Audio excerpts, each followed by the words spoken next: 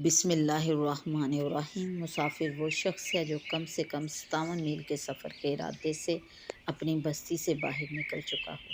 اس پر واجب ہے کہ فرض نماز میں قصر کرے، یعنی 4 رکعت والے فرض کو 2 پڑھے۔ اس کے حق میں 2 رکعتیں ہی پوری نماز ہیں۔ اگر سہواً یا قصداً 4 پڑھے اور 2 کے بعد قضا کرے تو فرض ادا ہو جائیں گے اور پچھلی 2 رکعتیں نفل ہو جائیں گی، مگر قصداً 4 پڑھنے والا سخت گناہ گار ہوگا۔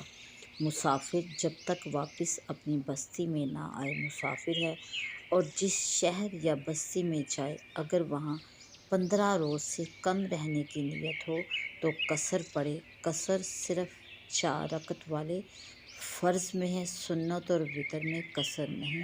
سفر میں سنتیں مکمل پڑھی جائیں۔